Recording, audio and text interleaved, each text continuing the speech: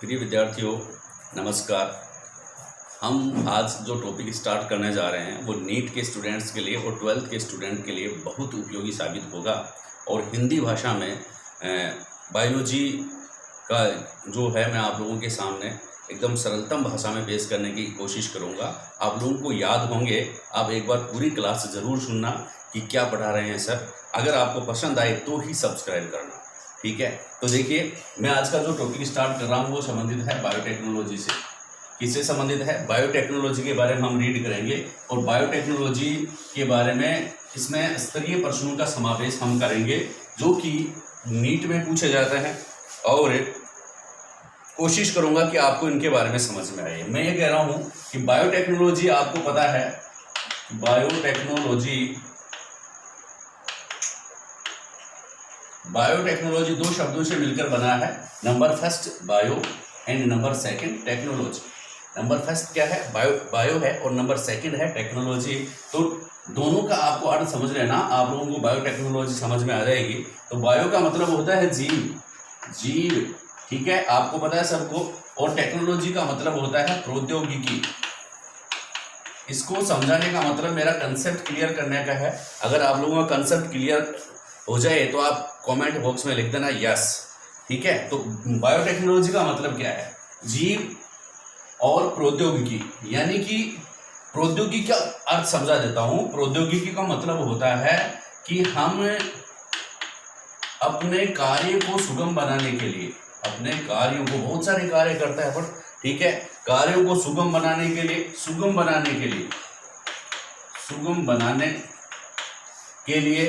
या फिर उपयोगी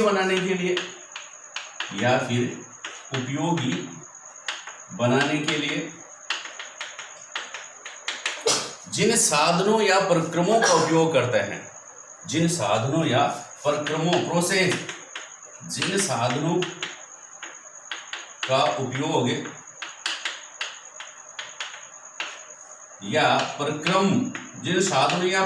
को काम में लेते हैं, जिसके द्वारा मनुष्य के लिए लाभदायक उत्पादों का फॉर्मेशन होता है। मनुष्य के काम है वो आसानी से होते हैं, तो इसको कहते हैं अपन प्रौद्योगिकी। यानी कि वह प्रोसेस जिसके द्वारा मानवीय कार्यकलापों को आसान बनाया जाता है या फिर मानव के लिए लाभदायक उत्पादों का निर्माण किया जाता है, तो दैट इज टेक्नोलॉजी, ठीक है भाई। टेक्नोलॉजी क्यों बनाते हैं? आप मेरे से ऑनलाइन पढ़ रहे हो, टेक्नोलॉजी क्यों बना रहे हैं? ये तकनीक इसलिए बना रहे हैं कि आप अपना जीवन जो है वो सरल हो। हम आसान रूप से इंडिया में बैठे किसी भी व्यक्ति से, किसी भी गुरुजी से हम रीड कर सकें, किसी भी टीचर से ऐसा नॉलेज ले सकें, फॉरेन से ऐसा नॉलेज ले सकें, तो मानव जीवन के लिए उपयोगी क्रियाकलाप हो रहे हैं इसमें, तो दैट इज टेक्नोलॉजी। अब तकनीकी में क्या है, बायोटेक्नोलॉजी में क्या है कि जीवों के द्वारा या इनके उत्पादों के द्वारा या इनकी एंजाइमों के सहायता से मानव के लिए उपयोगी उत्पादों का निर्माण करना। समझ रहे हो ना कि भाई जीवों के द्वारा ही उत्पादन किया जा रहा है। किसके लिए? इसमें मेन फॉर्म है काम में लेने वाली मनुष्य जो है अन्य जीवों को अपने लिए उपयोगी बना रहा है इस तकनीकी के द्वारा। ये आप ध्यान में रखेंगे। मनुष्य क्या कर रहा है कि वह तकनीकी जिसके द्वारा मनुष्य अन्य जीवों से अपने लायक उपयोगी उत्पाद प्राप्त कर रहा है, ठीक है, और अपनी जीवन शैली में उत्तरोत्तर सुधार कर रहा है, तो वह तकनीकी कहलाती है बायोटेक्नोलॉजी। वह तकनीकी क्या कहलाती है? बायोटेक्नोलॉजी कहलाती है। देखो, बायो में क्या आ गया? जीव में क्या क्या आते हैं आपको पता है? पादप भी आते हैं और जंतु भी आते हैं, ये तो मोटे रूप से सब जानते हैं। और तीसरी अपन बात कर रहे हैं सूक्ष्म जीव। ये बायोटेक्नोलॉजी का एक मुख्य रोल सूक्ष्म जीव निभा रहे हैं। तो सूक्ष्म जीव, जंतु, पादप या चौथी बात क्या है? इनसे प्राप्त एंजाइम्स वगैरह, एंजाइम या अन्य पदार्थ, अपन इनकी चर्चा करेंगे, या अन्य पदार्थ। तो क्या परिभाषा हो जाएगी कि इनकी परिभाषा यह हो जाएगी कि जीवधारियों या उनसे प्राप्त एंजाइमों का उपयोग करते हुए इन जीवधारियों का उपयोग करेंगे। चाहे तो पादप की कोशिका का उपयोग कर लेंगे, चाहे जंतु की कोशिका का उपयोग कर लेंगे, चाहे सूक्ष्म जीव उपयोग कर लेंगे, या फिर इनसे प्राप्त एंजाइम उपयोग कर लेंगे, या फिर इनसे प्राप्त कोई अन्य पदार्थ के उपयोग के द्वारा अपन क्या करेंगे, मानव उत्पादों का, मानव के लिए उपयोगी उत्पादों का निर्माण करेंगे।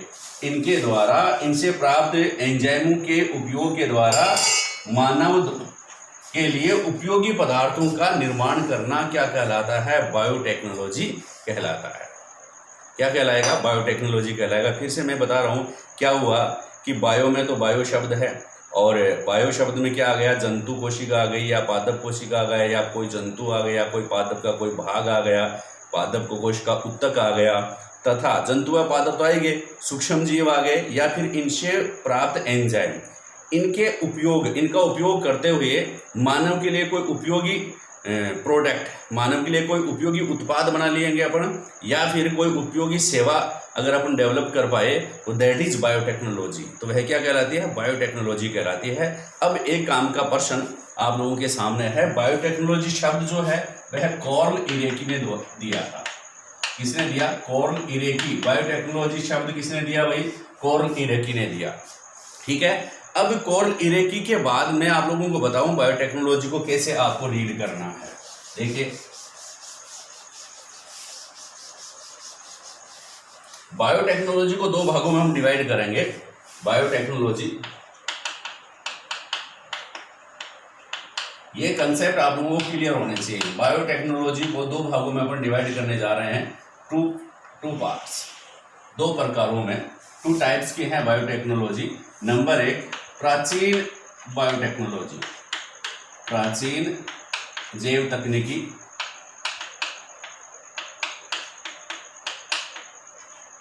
और फिर नवीन बायोटेक्नोलॉजी। खूब बढ़िया इनके प्रश्न आते हैं, नवीन बायोटेक्नोलॉजी। इंग्लिश मीडियम वाले भी समझ लो, ये जो ओल्ड बायोटेक्नोलॉजी है, ये न्यू बायोटेक्नोलॉजी है।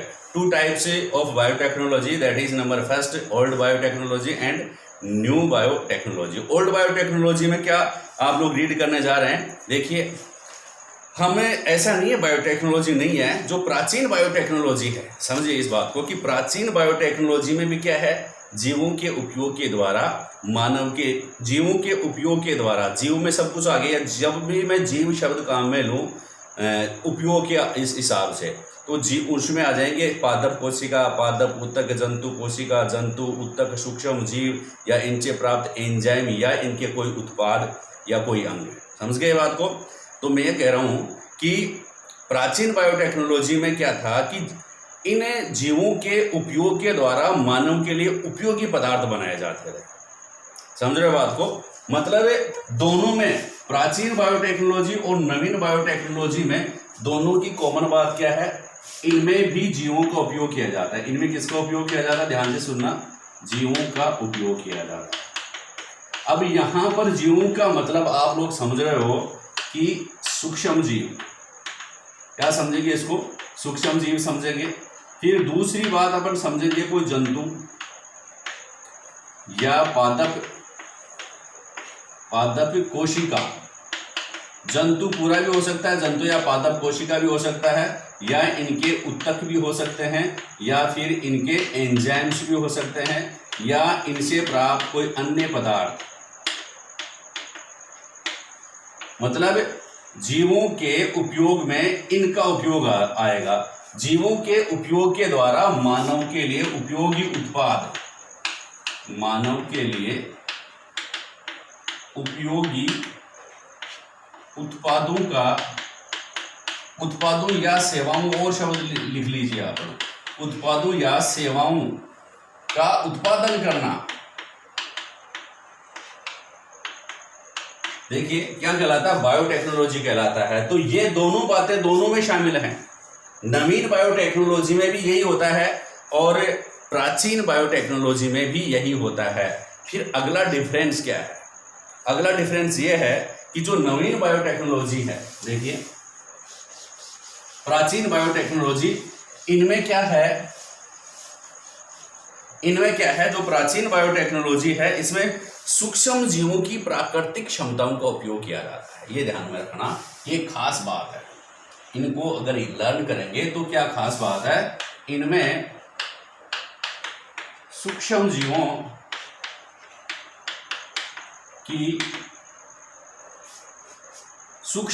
की प्राकृतिक क्षमताओं का उपयोग किया जाता है। कौन सी क्षमताओं का? प्राकृतिक क्षमता का उपयोग किया जाता है।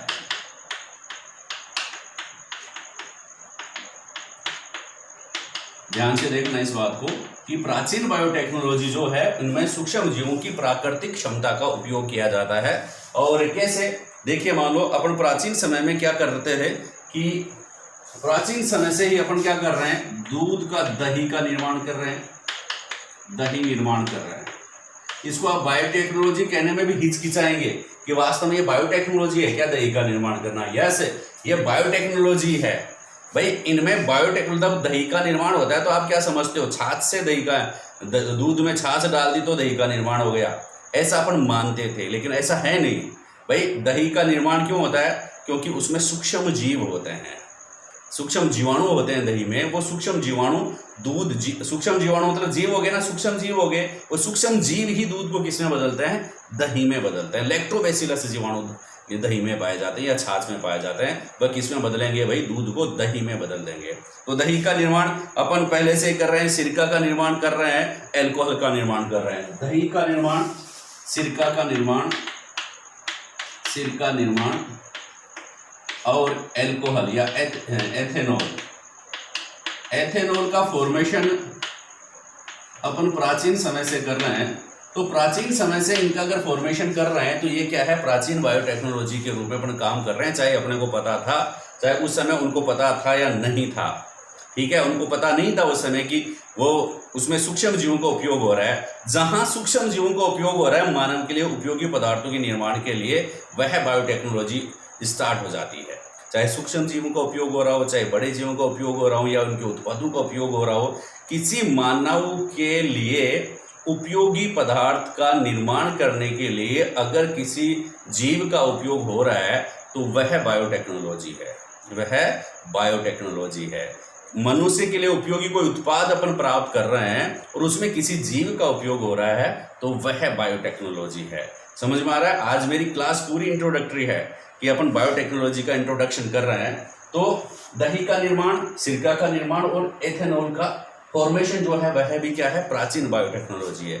अब मैं एक बात और आपसे शेयर करूंगा कि इसका प्राचीन बायोटेक्नोलॉजी में क्या विकास हो रहे हैं, क्योंकि जब प्राचीन बायोटेक्नोलॉजी में नवीनता आती है, धीरे धीरे धीरे धीरे प्रोग्रेस होती है, और प्रोग्रेस होते होते अंत तक कुछ ऐसे चेंजेस व्यक्ति के दिमाग में उत्पन्न होते हैं जो नवीन बायोटेक्नोलॉजी के रूप में प्रकट होते हैं। अब देखो क्या क्या विकास हो रहा है, क्या क्या विकास हो रहा है। देखिए, प्राचीन बायोटेक्नोलॉजी में इनकी हम चर्चा करेंगे। नवीन बायोटेक्नोलॉजी को वापस मिटा देता हूं मैं, इसको आप ध्यान से रीड करेंगे एकदम दिमाग लगा करके कि क्या प्राचीन बायोटेक्नोलॉजी है, इसमें किस प्रकार से प्रोग्रेस होती है, विकास होता है, और हम नवीन बायोटेक्नोलॉजी की ओर प्रवेश करते हैं। देखिए, नंबर फर्स्ट पर क्या है, क्या बात होती है पूरे विश्व में भाई नवीन बायोटेक्नोलॉजी तक कैसे पहुंचेंगे अपन प्राचीन बायोटेक्नोलॉजी से। आप सुनिए एचआर सर से, आप अपने लक्ष्य की ओर जाएंगे अगर इसको ध्यान से सुनेंगे। तो क्या है प्राचीन बायोटेक्नोलॉजी जो है, उसमें क्या पूरे विश्व में क्या चेंज होता है। देखो, प्रथम विश्व युद्ध होता है। क्या होता है भाई? प्रथम विश्व युद्ध। और प्रथम विश्व युद्ध में होता क्या है कि जर्मनी जो देश था उसकी घेराबंदी कर दी जाती है ब्रिटेन में। क्या कह रहा हूं मैं? प्रथम विश्व युद्ध की अपन बात कर रहे हैं। प्रथम विश्व युद्ध, प्रथम विश्व युद्ध जब होता है तो ब्रिटेन क्या करता है? ब्रिटेन जो है वह जर्मनी की घेराबंदी कर देता है। जर्मनी की घेराबंदी, ये ध्यान रखना भाई। प्रथम विश्व युद्ध में ब्रिटेन जर्मनी की घेराबंदी कर देता है। घेराबंदी का मतलब होता है ब्रिटेन की सेना जर्मनी के चारों तरफ से घेर लेती है ताकि उस अंदर कोई भी देश उसकी सहायता नहीं कर पाए, कोई भी बाहरी सहायता अंदर प्रवेश नहीं कर आए, जिससे वो सैनिक जो है किसी भी कारण से वो हार जाएं। ठीक है, तो हुआ क्या कि जब जर्मनी की घेराबंदी कर दी तो ब्रिटेन में हुआ क्या कि वनस्पति तेल जो है उसकी कमी आ गई। वनस्पति तेल इसकी कमी आ गई, जर्मनी में वनस्पति तेल की कमी आ गई। अब आप ध्यान रखना, जर्मनी में किसकी कमी हो गई? वनस्पति तेल की। अब आप सोच रहे हो कि वनस्पति तेल की कमी हो गई तो लोग सब्जी बनाना भूल गए या भूखे मरते मर जाएंगे क्या? ऐसा नहीं हुआ। क्या हुआ भाई बिट्टू, आप बताइए कि जब वनस्पति तेल की कमी हो गई घेराबंदी के कारण तो हुआ क्या? हुआ ये कि काम क्या करते थे वनस्पति तेल का, वो तेल में क्या होता भाई? ग्लिसरॉल प्राप्त होता है। किसका उत्पादन करते थे? ग्लिसरॉल का उत्पादन करते थे। किसका? वनस्पति तेल से किसका उत्पादन करते थे? ग्लिसरॉल। ग्लिसरॉल का उत्पादन करते थे जर्मनी वाले। जब अब बंद हो गया, जब बाहर से आयात इनका बंद हो गया या इनका अन्य देशों से इनको वनस्पति तेल की सप्लाई बंद हो गई, तो जर्मनी ने क्या? सूक्ष्म जीवों की सहायता से ग्लिसरॉल का उत्पादन कर दिया। तो एक विकास हो गया। पहले तो सूक्ष्म जीवों की सहायता से, ध्यान रखना आप इस बात को, सूक्ष्म जीवों की सहायता से ग्लिसरॉल का उत्पादन कर दिया, है ना तगड़ी बात।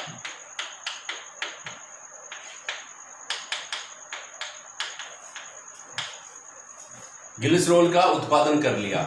ठीक है, ये यहां पर ये हम पहुंच नहीं कर रहे हैं, आपको ध्यान से सुनना और पढ़ाएंगे। लेकिन हाँ, तो ग्लिसरॉल का उत्पादन जो है, तो क्या हुआ भाई?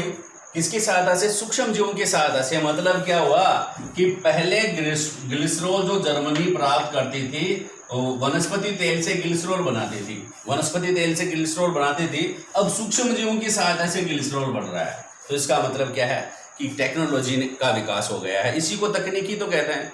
इसी को क्या कहेंगे? जब उनका कार्य सूक्ष्म जीवों की सहायता से या जीवों के की सहायता से कोई मानव उपयोगी उत्पाद बनाए जा रहे हैं, तो वही बायोटेक्नोलॉजी है। वही क्या है? बायोटेक्नोलॉजी है।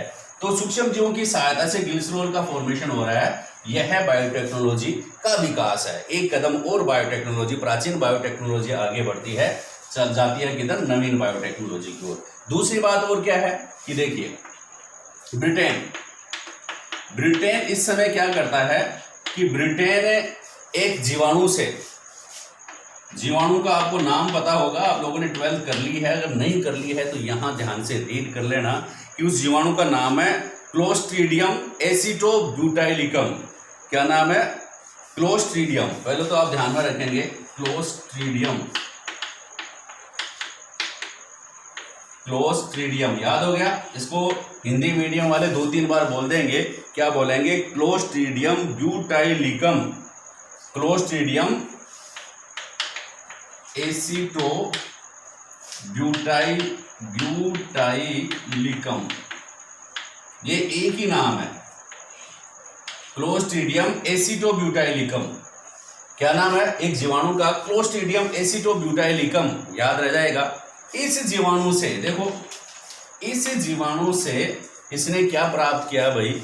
ब्यूटेनॉल और एसीटोन। ब्यूटेनॉल और एसीटोन, एसिटोब्यूटाइलिकम है तो दो चीजें इन्होंने प्राप्त की। ब्यूटेनॉल, देखो इनसे विस्फोटक पदार्थ बनाए जाते थे, ब्यूटेनॉल और क्या? एसीटोन। ब्यूटेनॉल और एसीटोन आदि पदार्थ इन्होंने इनसे बना लिए। तो एक कदम और नवीन बायोटेक्नोलॉजी को, पहली बात है। दूसरी बात है, ठीक है, और तीसरी बात और देखिए भाई, इटली की हालत क्या थी कि इस विश्व युद्ध में, जब विश्व युद्ध होता है तो पूरा देश डिस्ट्रॉय हो जाता है, तो यहाँ तो सिट्रस बागान जो थे, जहाँ पर नींबू के फल, संतरा, किन्नू, ऐसे खट्टे फल वहाँ पर प्राप्त होते थे, तो सिट्रस बागान जो थे वो नष्ट हो गए। कहाँ पर? इटली में सिट्रस बागान नष्ट हो गए थे। सिट्रस फलों के बागान नष्ट हो गए थे। सिट्रस फलों के क्या नष्ट हो गए थे भाई? बागान नष्ट हो गए थे। सिट्रस फलों के बागान अगर नष्ट हो गए थे तो फिर अब इटली कहाँ से, क्या सिट्रस फलों में कौन सा अम्ल आता है? साइट्रिक अम्ल आता है। साइट्रिक अम्ल कहाँ से प्राप्त करें भाई? साइट्रिक अम्ल, साइट्रिक अम्ल प्राप्त करने के लिए इन्होंने अब क्या किया? इन्होंने क्या किया? फिर सूक्ष्म जीवों का सहारा लिया और मानव उपयोगी पदार्थ बना दिए। आ रही बात समझ में कि साइट्रिक अम्ल के जिस सिट्रस के बागान नष्ट हो जाते हैं और साइट्रिक अम्ल जब उनको ज़रूरत पड़ रही है तो किससे बनाए? बागान ही नहीं है, खट्टे फल ही नहीं है, कहाँ से बनाए? तो फिर मनुष्य के दिमाग की सोच काम में लिया सूक्ष्म जीव और सूक्ष्म जीवों से बना दिया साइट्रिक अम्ल। और कौन सा सूक्ष्म जीव का जीव इन्होंने काम में लिया? यह आप लोगों को पता है कि सिट्रस फल जब डिस्ट्रॉय हो गए थे इटली में तो कौन से काम में लिए भाई? Aspergillus niger. कौन सा? एस्परजिलस नाइजर नामक जो कवक था, एस्परजिलस नाइजर नामक कवक से, फंगस से, फंजाई जिसको अपन कहेंगे, एस्परजिलस नाइजर फंगस से या फंजाई से इन्होंने क्या प्राप्त किया? क्या प्राप्त किया? साइट्रिक अम्ल प्राप्त किया। कौन सा अम्ल प्राप्त किया बच्चा? साइट्रिक अम्ल प्राप्त किया। मतलब इटली ने कौन सा अम्ल प्राप्त किया? साइट्रिक अम्ल। आप ध्यान में रखेंगे, साइट्रिक अम्ल कई बार, बहुत बार एग्जाम से पूछा जाता है, नीट वगैरह में। साइट्रिक अम्ल इटली ने किससे बनाया? Aspergillus niger. किससे बनाया भाई? एस्परजिलस नाइजर से बनाया। किससे बनाया साइट्रिक अम्ल? एस्परजिलस नाइजर नामक, ये क्या है? कवक है। कवक को फंगस भी कहते हैं, फंगस या फंजाई, ठीक है। कवक या फंगस या फंजाई से क्या बनाया भाई? क्या बनाया? साइट्रिक अम्ल बनाया। तो सूक्ष्म जीवों की सहायता से मानव उपयोगी उत्पाद बनाना बायोटेक्नोलॉजी है। लेकिन फिर भी यह भी किसमें शामिल होगा भाई? ओल्ड, प्राचीन बायोटेक्नोलॉजी में बात शामिल होगी, ठीक है। और भी बात आप ध्यान में रखें कि द्वितीय विश्व युद्ध में, प्रथम विश्व युद्ध की बात होगी, लेकिन द्वितीय विश्व युद्ध जो बहुत लगभग 1944 के आसपास की बात है कि द्वितीय विश्व युद्ध में पेनिसिलिन की, जब लोग घायल हो जाते हैं तो दर्द निवारक औषधि भी चाहिए भाई सभी को। तो द्वितीय विश्व युद्ध में पेनिसिलियम नोटेटम, ठीक है, से पेनिसिलियम का उत्पादन बहुत अधिक बढ़ गया। ये ध्यान रखना भाई। पेनिसिलिन किससे प्राप्त होती है? आप ध्यान में रखेंगे इसको। पेनिसिलिन का उत्पादन के बारे में अलेक्जेंडर फ्लेमिंग ने 1930 में ही बता दिया गया था। 1930 में ही इसकी डिस्कवर कर लिया गया था पेनिसिलिन को। लेकिन मैं ये कह रहा हूं कि द्वितीय विश्व युद्ध 1944 के आसपास पेनिसिलिन का व्यापारिक उत्पादन बढ़ गया था। व्यापारिक उत्पादन बढ़ा दिया गया। इसका मतलब क्या है? अपन और चल रहे हैं, किसके पास चल रहे हैं? नवीन बायोटेक्नोलॉजी के पास। तो किससे? पेनिसिलिन किससे प्राप्त होती है? पेनिसिलियम भी लिखा है, पेनिसिलियम नोटेटम। यह भी क्या है भाई? यह भी कवक है, यह भी फंगस है, ठीक है। कवक या पेनिसिलियम नोटेटम। पेनिसिलियम नोटेटम से कौन सा क्या प्राप्त किया? द्वितीय विश्व युद्ध के समय पेनिसिलियम नोटेटम से पेनिसिलिन प्राप्त की। अगली बात समझना, क्या बताया मैंने? पेनिसिलियम नोटेटम, इसको अपन ये कहेंगे कि आप लोगों को इसका नाम बहुत बार आप लोगों ने सुना होगा। एक कॉमन नाम है पेनिसिलियम नोटेटम के द्वारा पेनिसिलिन की खोज प्राप्त किया था किसने? अलेक्जेंडर फ्लेमिंग ने। कब प्राप्त किया था? 1930 में प्राप्त किया था। लेकिन इसका प्रोडक्शन बढ़ा दिया जाता है द्वितीय विश्व युद्ध के समय, क्योंकि इसकी दवाइयों की आवश्यकता बढ़ गई थी। मरीज क्या, फौजी घायल होंगे, सैनिक घायल होंगे, तो इलाज के लिए क्या चाहिएगा? Penicillium notatum. क्या है ये? एंटीबायोटिक है। क्या है? पेनिसिलिन एंटीबायोटिक है। तो ये इसका उत्पादन बढ़ जाता है। इसका मतलब मैं ये कह रहा हूं कि प्राचीन समय में सिर्फ ये हो रहा है कि जीवों के उपयोग के द्वारा, प्राचीन बायोटेक्नोलॉजी में क्या हो रहा है? जीवों के उपयोग के द्वारा या जीवों के उत्पादों के उपयोग के द्वारा या फिर जीवों के उपयोग के द्वारा या जीवों के उत्पादों के द्वारा, ठीक है। मानव उपयोगी पदार्थों का फॉर्मेशन करना प्राचीन बायोटेक्नोलॉजी कहलाता है। ये है शब्द आप ध्यान में रखेंगे। कौन कौन से प्राचीन उत्पाद आप लोगों ने देखे, मैं फिर से आपको बता रहा हूं कि आपने देखा साइट्रिक अम्ल है, ब्यूटेनॉल देखा, एसीटोन देखा, ठीक है, ब्यूटेनॉल, एसीटोन, साइट्रिक एसिड, ठीक है, पेनिसिलिन, इनका फॉर्मेशन भी सूक्ष्म जीवों की सहायता से हो रहा है। तो दैट इज प्राचीन बायोटेक्नोलॉजी। वह क्या कहलाता है? प्राचीन बायोटेक्नोलॉजी कहलाता है। तो नवीन बायोटेक्नोलॉजी में क्या था कि रिकॉम्बिनेट ड्रम, नवीन बायोटेक्नोलॉजी में है क्या, जो वर्तमान में आप बायोटेक्नोलॉजी रीड करेंगे, आगे शुरू करेंगे नेक्स्ट क्लास से, उसमें क्या होता है कि नवीन बायोटेक्नोलॉजी में क्या है, आप इसको ध्यान से देखेंगे। मैं आपको थोड़ा सा कंसेप्ट क्लियर करवाऊंगा इसी में, फिर अगली क्लास के लिए आप तैयार रहें। नवीन बायोटेक्नोलॉजी,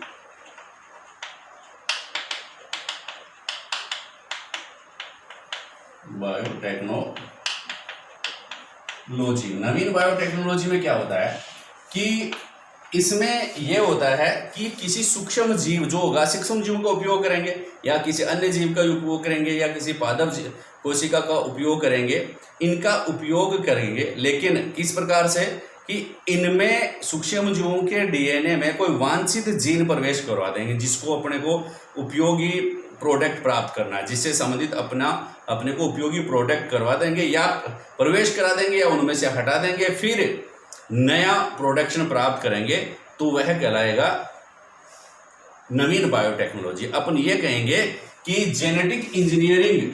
अब जेनेटिक इंजीनियरिंग क्या है? Genetic engineering, genetic engineering, Hindi medium वाले देख लें, जेनेटिक इंजीनियरिंग क्या है? जेनेटिक इंजीनियरिंग अपन आगे चर्चा करेंगे। जेनेटिक इंजीनियरिंग के द्वारा मानव उपयोगी सूक्ष्म जीवों या इनके उत्पादों से मानव उपयोगी पदार्थों का निर्माण करना क्या कहलाता है? नवीन बायोटेक्नोलॉजी कहलाता है। मतलब नवीन बायोटेक्नोलॉजी जो है उसमें जेनेटिक इंजीनियरिंग का इस्तेमाल होगा। जेनेटिक इंजीनियरिंग का कैसे? पहले अपने को कोई अच्छा सा जीन अपने को सिलेक्ट करना पड़ेगा, उसी अच्छे से जीन को किसी दूसरे सूक्ष्म जीव में या अन्य जीव में उसको प्रवेश करवाएंगे, और उसमें प्रवेश करने के बाद उससे मानव के लिए आवश्यक या मानव के लिए उपयोगी जो प्रोडक्ट हैं या उत्पाद हैं उनको हम प्राप्त करेंगे। ठीक है ना? उदाहरण कैसे करें इसको मैं आपको बता देता हूँ कि जैसे इंसुलिन है। इंसुलिन क्या काम करता है? मधुमेह रोग का निवारण इंसुलिन से किया जाता है। ठीक है, इंसुलिन की कमी से डायबिटीज हो जाती है। अब इसका हुआ क्या कि मनुष्य के इंसुलिन बनाने वाले जीन को मनुष्य के अग्नाशय से पृथक कर लिया, उनकी सेल से उस जीन को पृथक कर दिया। उसको पृथक करने के बाद उस जीन को किसमें भेज दिया गया? मतलब इंसुलिन का जीन। इसको इस बात से अब समझिए नवीन बायोटेक्नोलॉजी को, इसको अपन इंसुलिन का जीन है। इंसुलिन का निर्माण किससे होता है? अग्नाशय में। किसमें होता है भाई? अग्नाशय में होता है। और अग्नाशय में इसका निर्माण करने वाला क्या होता है भाई? कोई जीन होगा, जीन होता है, और ये जीन क्या करता है? इंसुलिन का निर्माण करता है। अब इस जीन को अग्नाशय से अपन निकालेंगे, अग्नाशय से बाहर निकालेंगे। निकाल लिया। अब ये मान लो ये जीन में स्टार से रिप्रेजेंट कर रहा हूँ, ये स्टार वह जीन है, यह है किसमें पाया जाता है? अग्नाशय में पाया जाता है। इससे इसको अपन ने बाहर निकाल लिया है और इकोलाई नामक जीवाणु में प्रवेश करवा दिया। कौन से जीवाणु में प्रवेश भेज दिया? इसको इकोलाई में। किसमें भेज दिया? इकोलाई में जीवाणु में भेज दिया।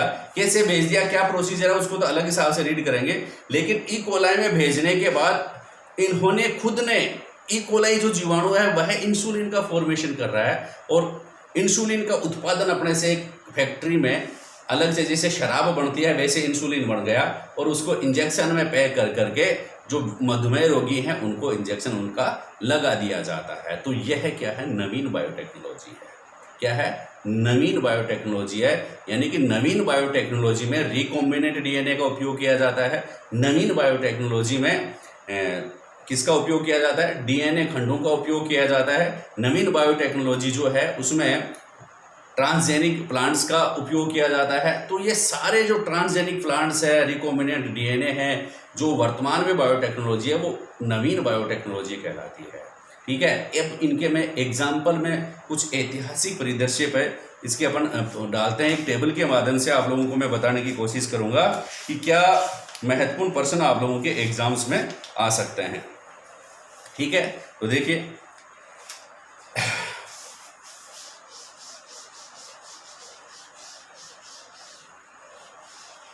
कुछ आप देखिए, पहले तो एग्जाम्पल आएंगे प्राचीन बायोटेक्नोलॉजी के, फिर आएंगे नवीन बायोटेक्नोलॉजी के। कुछ 5-7 लाइनें ध्यान से देखेंगे कि शराब बनाने के लिए सर्वप्रथम खमीर का उपयोग, नंबर 1 बात है, शराब बनाने के लिए किसका उपयोग हुई? खमीर। शराब बनाने के लिए किसका उपयोग? खमीर का उपयोग जो है वह है, खमीर का मतलब यीस्ट, ये भी सूक्ष्म जीव है, यीस्ट, खमीर को यीस्ट कहते हैं। शराब बनाने में किसका उपयोग किया जाता है? यीस्ट का उपयोग किया जाता है। ये कब से हो रहा है? 6000 ईस्वी पूर्व से अपन कर रहे हैं, 6000 ईस्वी पूर्व से पहले से अपन कर रहे हैं खमीर बनाने के लिए यीस्ट का प्रयोग। 6000 ईस्वी पूर्व से भी अपन पहले से कर रहे हैं। इसी प्रकार डबल रोटी बनाने के लिए भी, डबल रोटी भी पहले से बन रही है। डबल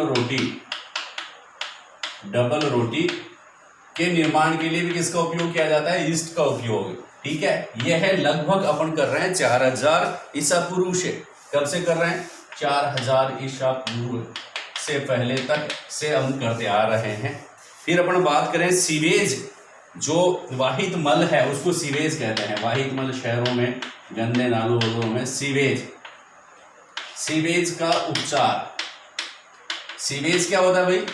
सीवेज वो होता है कि वाहित मल, जो शहरों वगैरह में गटर वगैरह से जो मल बाहर निकलता है, दैट इज सीवेज। तो उसका वापस से पीने योग्य पानी में बदलने के लिए इसका उपचार करना पड़ता है। तो सीवेज के उपचार में सूक्ष्म जीवों का उपयोग हो रहा है 1910 से। इनमें सूक्ष्म जीवों का उपयोग कब से हो रहा है? 1910 से हो रहा है, मतलब बायोटेक्नोलॉजी चल रही है, 1910 से इनका उपयोग हो रहा है। फिर आप देखिए एसीटोन, ब्यूटेनॉल और ग्लिसरॉल का निर्माण आपको पता है, अभी मैंने बताया कि एसीटोन, ब्यूटेनॉल और ग्लिसरॉल, एसीटोन, ब्यूटेनॉल, ग्लिसरॉल के उत्पादन के लिए जीवाणुओं का उपयोग, जीवाणु से इनका निर्माण किया गया। कब से हो रहा है भाई? जब प्रथम विश्व युद्ध चल रहा था। प्रथम विश्व युद्ध तो हुआ 1912 से 1914 के बीच में इनका निर्माण हो गया। 1912 से 1914 के बीच में इनका निर्माण हुआ। तो क्या है भाई? प्राचीन बायोटेक्नोलॉजी भी थी, प्राचीन बायोटेक्नोलॉजी भी प्रोग्रेस कर रही है और नवीन बायोटेक्नोलॉजी की ओर बढ़ रही है। अब पेनिसिलिन का बड़े पैमाने पर उत्पादन 1944, देखो पेनिसिलिन बायोटेक्नोलॉजी, प्राचीन बायोटेक्नोलॉजी का व्यापारिक उत्पादन कहेंगे या अधिक उत्पादन है, इसको अधिक उत्पादन लिख लीजिए। अधिक उत्पादन, युद्ध स्तर पे उत्पादन, युद्ध हुआ तभी 1944 में किया गया। फिर बायोटेक्नोलॉजी ग्रोथ करती है प्राचीन बायोटेक्नोलॉजी में। फिर आप देखिए अपन बात करें कि जेनेटिक इंजीनियरिंग का सफल प्रयोग प्रारंभ होता है। जेनेटिक इंजीनियरिंग, ये तो हो गया प्राचीन बायोटेक्नोलॉजी। कौन सी बायोटेक्नोलॉजी हो गई? प्राचीन बायोटेक्नोलॉजी। अब स्टार्ट होती है नवीन बायोटेक्नोलॉजी। इसमें किसका उपयोग हो रहा है? Genetic engineering. Genetic engineering, genetic engineering का जो उपयोग हो रहा है, जेनेटिक इंजीनियरिंग का सफल प्रयोग सर्वप्रथम 1973 में,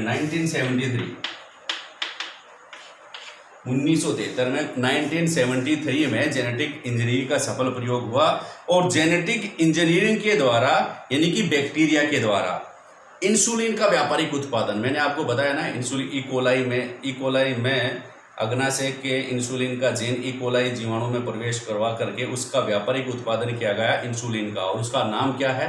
ह्यूमुलिन। जो इससे प्राप्त किया गया उसको क्या कहते हैं? ह्यूमुलिन। यह भी इंसुलिन है, इसको मनुष्य में सर्वप्रथम उपयोग की इजाजत दी गई इंग्लैंड में और अमेरिका में कब? 1983 में, 1983 में। और इसी प्रकार ट्रांसजेनिक जो प्लांट्स हैं उनके उपयोग की भी इजाजत जो है वह ब्रिटेन में, इसको ट्रांसजेनिक उपयोग 1996 में, ट्रांसजेनिक जो प्लांट्स है इनका उपयोग भी 1996 1996 में प्रारंभ हो जाता है। नवीन बायोटेक, इस प्रकार प्राचीन बायोटेक्नोलॉजी जो है वह नवीन बायोटेक्नोलॉजी में बदल रही है। और आजकल हम जेनेटिक इंजीनियरिंग जो डीएनए है उसमें विभिन्न परिवर्तन करके, उसमें काट छांट करके, पुराने खराब जीनों को निकाल करके नए जीनों का प्रवेश करवा करके उनका उत्पादन बढ़ा करके मानव उपयोगी पदार्थ अपन प्राप्त कर रहे हैं, तो वह नवीन बायोटेक्नोलॉजी है। अपने सीधी सी बात ये करेंगे कि प्राचीन बायोटेक्नोलॉजी में जेनेटिक इंजीनियरिंग का इस्तेमाल नहीं होता है। क्या दो बातें क्या करनी पड़ती है उसमें दो बातें ये करनी पड़ती हैं कि नंबर एक तो सूक्ष्म जीवों जो होते हैं, नई क्षमता वाले सूक्ष्म जीवों का ही अपन सूक्ष्म जीवों की किस्म में ही सुधार कर सकते हैं या नए सूक्ष्म जीवों की खोज कर सकते हैं जो किसी उत्पाद को बहुत अच्छी तरह से प्रोडक्शन कर सके, या फिर सूक्ष्म जीवों में कोई उत्परिवर्तन कर सकते हैं। उत्परिवर्तन वर्ण अच्छा सिलेक्शन कर लेते हैं, उसमें चयन करते हैं कि अच्छा सा सूक्ष्म जीव अपने को प्राप्त हो जाए, उसमें उत्परिवर्तन के द्वारा सुधार किया जा सकता है। यह प्राचीन बायोटेक्नोलॉजी में यही संभावना है, लेकिन नवीन बायोटेक्नोलॉजी में है अथाह संभावना है। चर्चा करेंगे आप लोगों के साथ अगली क्लास में। तब तक के लिए दीजिए इजाज़त एचआर सर को। धन्यवाद, थैंक यू।